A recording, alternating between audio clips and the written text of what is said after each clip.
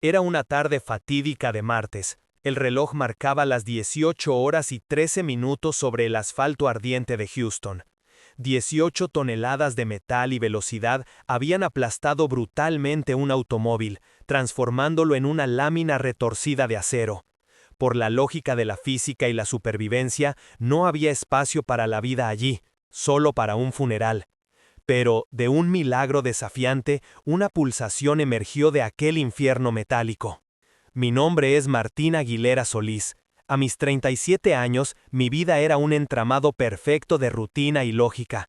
Como ingeniero de software en una destacada empresa aeroespacial de Houston, vivía para la precisión, los datos empíricos y la solución de problemas.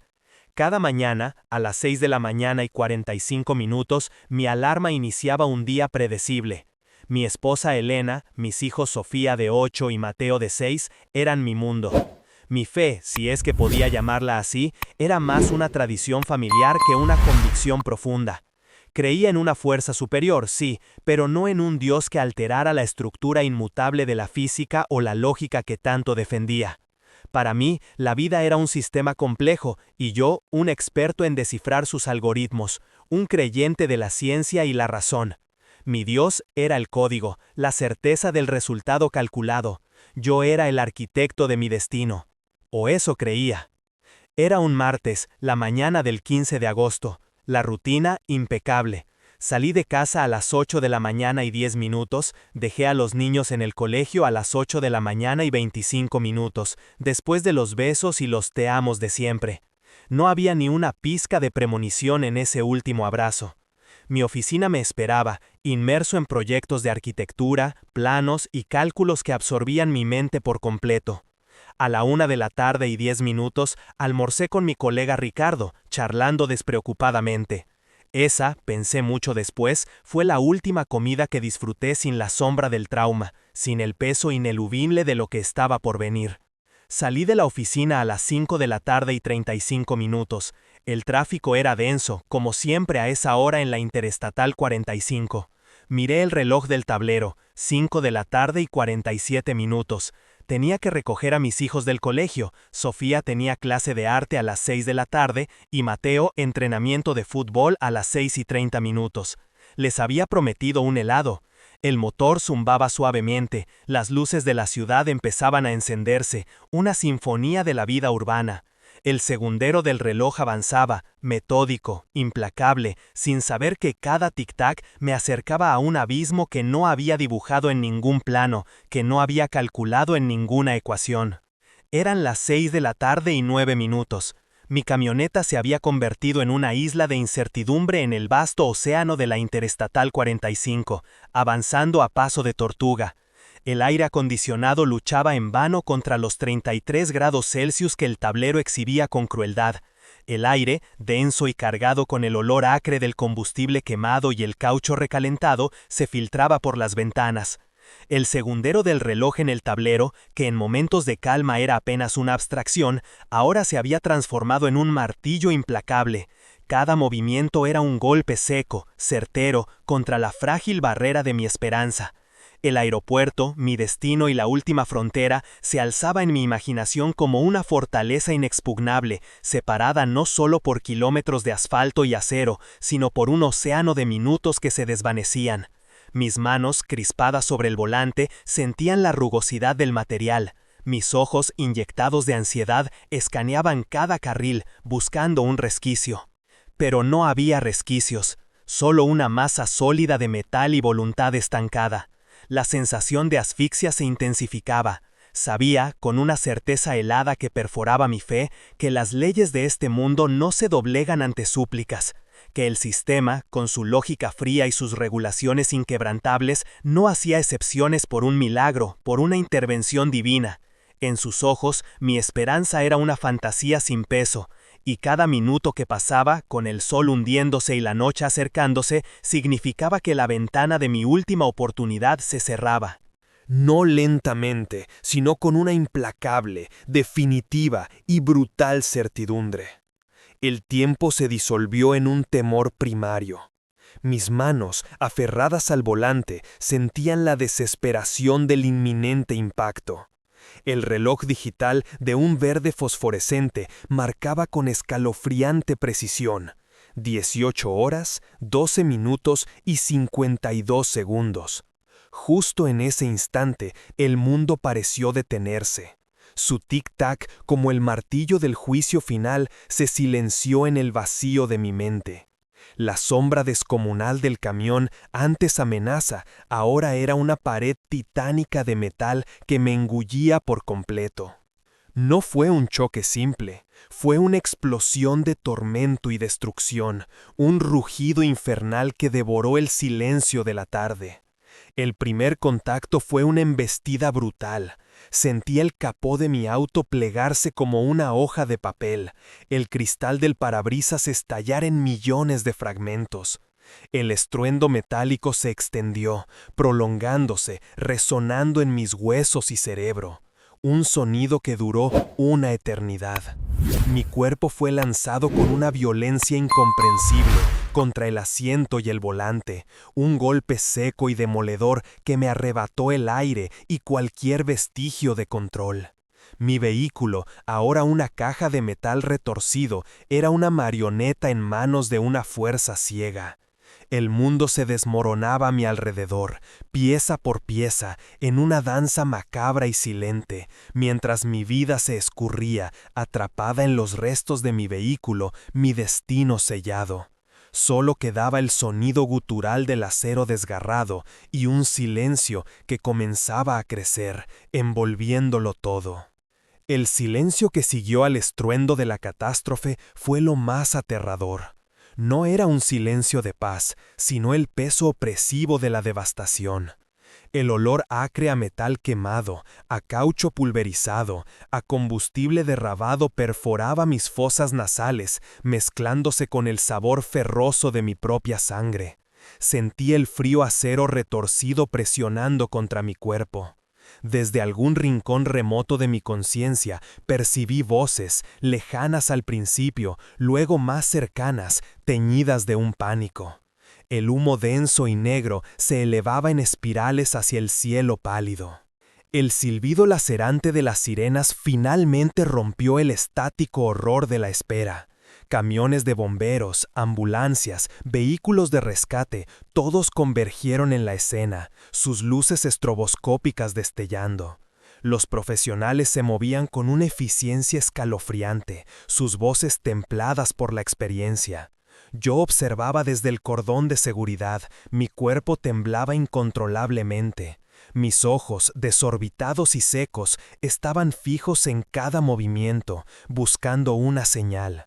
En la periferia de mi angustia lograba escuchar fragmentos de sus diagnósticos: compresión severa, puntos de impacto letales, pérdida masiva de oxígeno. Cada palabra era una estocada helada, un clavo más en el ataúd de mi fe. No estaban buscando vida, estaban en una operación de recuperación de cuerpos. Eran las 6 de la tarde y 27 minutos y la noche se cernía con la pesadez de un manto funerario. El jefe de la unidad de rescate, un hombre con la piel curtida, se acercó a su equipo. Su voz, grave y autoritaria, resonó con una sentencia que se clavó en mi pecho. Las posibilidades de encontrar a alguien con vida, dijo, son matemáticamente nulas. Su declaración no era crueldad, sino un frío enunciado de la realidad. El puntero del cronómetro que uno de sus subalternos llevaba en la muñeca parecía un martillo gigante, golpeando con una cadencia inexorable a cada segundo de búsqueda infructuosa, sellando el destino de lo que quedaba de mi mundo.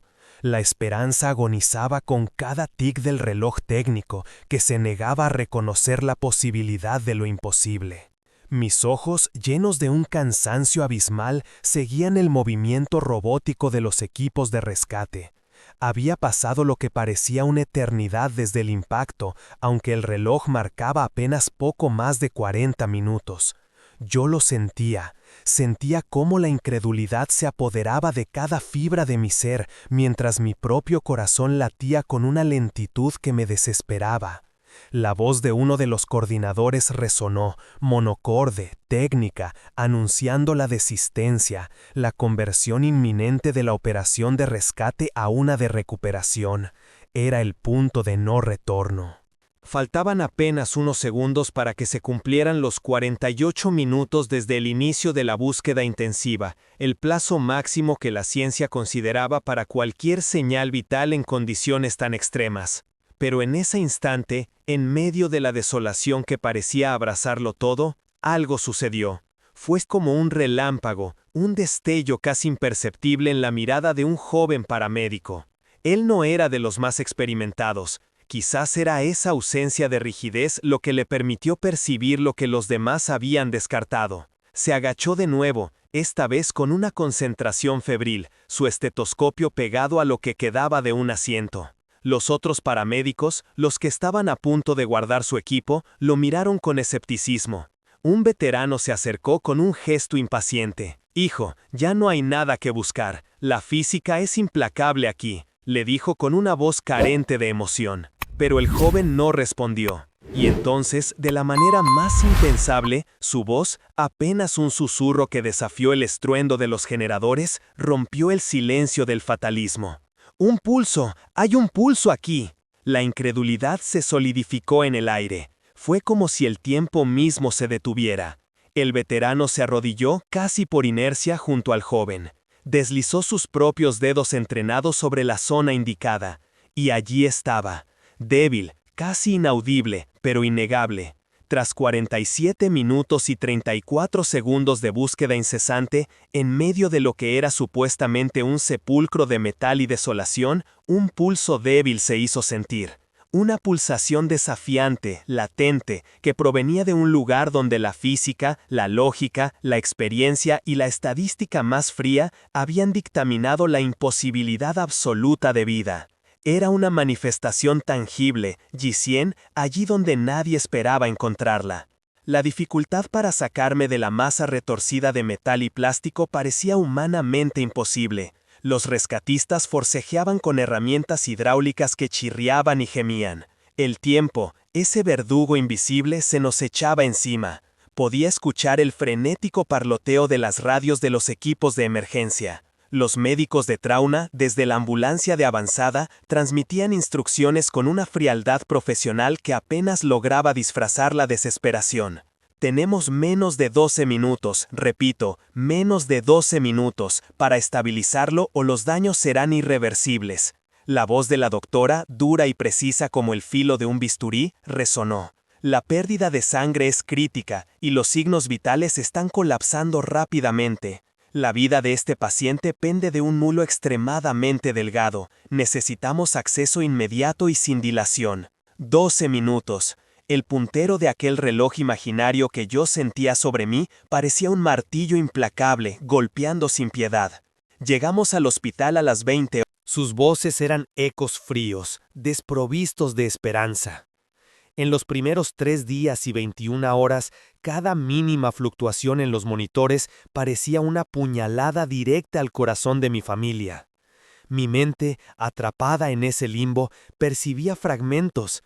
Había momentos de un terror indescriptible y otros de una paz extraña, donde la voz de Dios parecía ser la única melodía audible. La batalla no era solo física, era una guerra espiritual, una lucha por mi alma en un lugar donde la ciencia había dictado su última palabra. Pero Dios, en su infinita sabiduría, opera más allá de las ecuaciones humanas. En el 7º día de aquella agonía suspendida, exactamente a las 7 de la mañana y 17 minutos, cuando la luz del amanecer apenas se filtraba por las persianas del hospital, algo inexplicable ocurrió.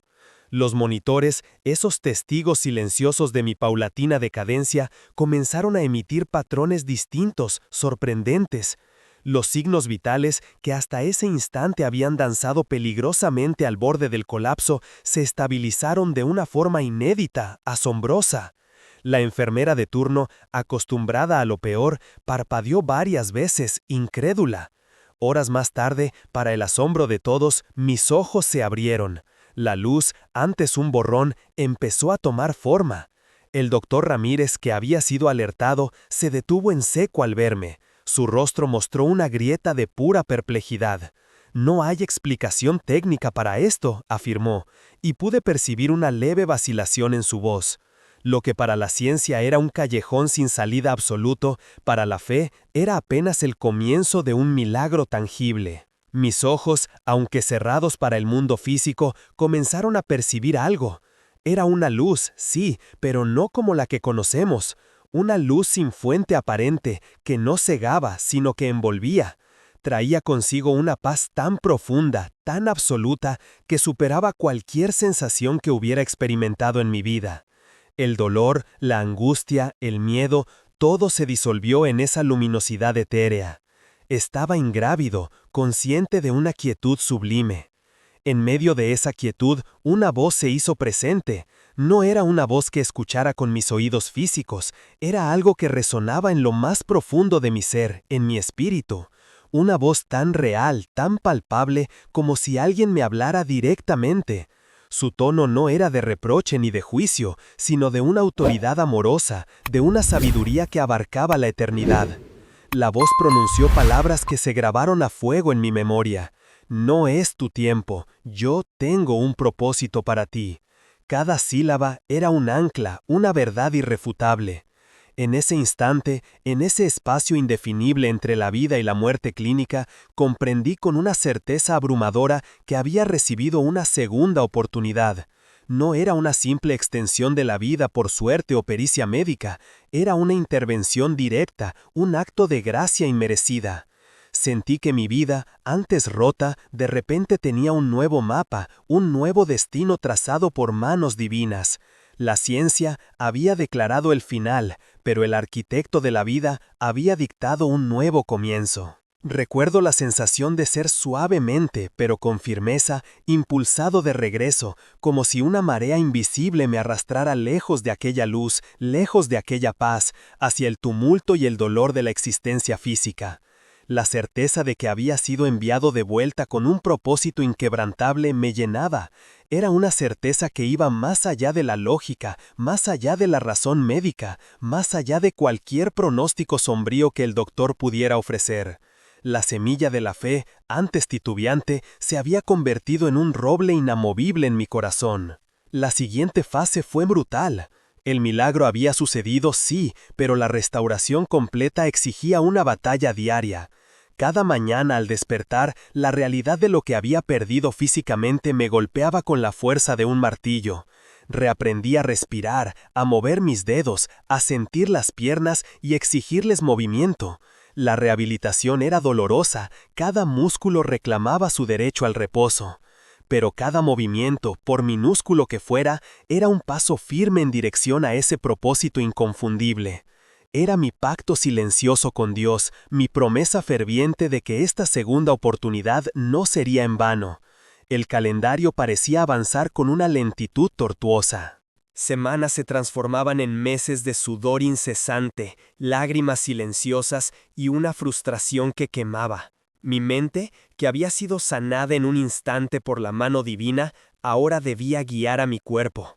Pero la fe que había echado raíces profundas y fuertes en mi alma me sostenía. No era una fe pasiva, era una fe activa y ardiente, que impulsaba cada estiramiento, cada repetición agotadora, cada gota de sudor. Sabía que el milagro de la sanación instantánea era solo el inicio de una nueva etapa. La verdadera manifestación de la gloria de Dios estaba en mi perseverancia, en mi voluntad indomable de reconstruirme. Y entonces, después de lo que pareció una eternidad, el día llegó. 4 meses de esfuerzo incesante. A las 10 de la mañana y 30 minutos de un jueves, en medio de aquel ambiente clínico, di mis primeros pasos sin ayuda. No fueron pasos elegantes, ni siquiera firmes, fueron tambaleantes, torpes, pero fueron mis pasos. Cada fibra de mi ser vibró con una mezcla de agotamiento físico y un triunfo indescriptible del espíritu. No hubo fanfarras, solo un silencio reverente seguido de un suspiro aliviado casi imperceptible de mi terapeuta. En ese instante pude ver cómo su escepticismo profesional se disolvía, transformándose en un respeto visible por lo que presenciaba. Era la confirmación tangible de que, donde la ciencia veía un desafío arduo y prolongado, la fe había operado una transformación mucho más profunda y milagrosa. Esos pasos no eran solo el inicio de mi movilidad restaurada, eran el primer acto consciente y deliberado de mi nuevo propósito de vida. Los médicos, paramédicos y bomberos que me encontraron en el lugar del accidente y quienes me siguieron en el hospital eran profesionales de una objetividad férrea, forjada por incontables tragedias. Para ellos, mi situación era una ecuación resuelta, una condena clínica, daño irreversible. Dios no tiene jurisdicción en este terminal, parecía susurrar cada diagnóstico. Pero a medida que pasaban las semanas y, contra toda expectativa, mis pasos se volvían más firmes y coordinados, sus ceños fruncidos se transformaban en asombro atónito. Un día, varios meses después, el propio jefe de rescate, el hombre que con voz pausada y profesional había hablado de probabilidades nulas en el lugar del impacto, me encontró en un evento de agradecimiento. Se acercó a mí. Sus ojos, habitualmente serenos, ahora estaban húmedos por una emoción que no podía ocultar. Me dijo con una voz apenas audible, cargada de reverencia y perplejidad: «Usted es la prueba viviente de que nuestra ciencia tiene límites, y la fe no. Yo jamás vi algo así en 30 años de servicio, ni siquiera algo remotamente parecido a esto». Las palabras del doctor se quedaron grabadas en mi alma.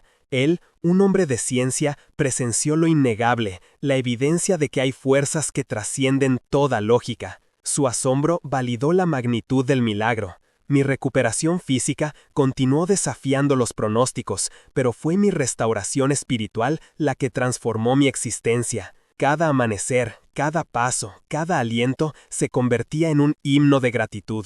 Entendí entonces que mi propósito era ser un faro viviente del poder de Dios. Mi testimonio comenzó a impactar vidas, personas atrapadas en sus propias situaciones imposibles, diagnósticos, juicios injustos o callejones sin salida financieros, encontraron una chispa de esperanza. Vieron en mí la prueba de que, incluso cuando el camino lógico se cierra, una fuerza superior puede reescribir cualquier destino. Es por eso que hoy soy un testigo viviente de que incluso cuando 18 toneladas de metal intentan aplastarte y la ciencia decreta el fin, la mano de Dios puede levantarte, restaurarte y darte una nueva vida con un propósito renovado. Que mi historia sea un faro para quienes se encuentran en la desesperación más profunda, mostrando que la última palabra siempre viene del cielo. Mi vida está dedicada a glorificar a Dios, a compartir su bondad y a recordar que ninguna situación es demasiado grave para su intervención divina. Mis cicatrices no son marcas de tragedia, sino insignias de su gracia. Esta supervivencia es la prueba innegable de que incluso cuando la ciencia declara el fin, el milagro aún puede manifestarse. No pierda más ninguna historia que glorifica a Dios. Suscríbase al canal ahora mismo, active el icono de la campana para recibir todas las notificaciones y sea parte de esta comunidad de fe inquebrantable.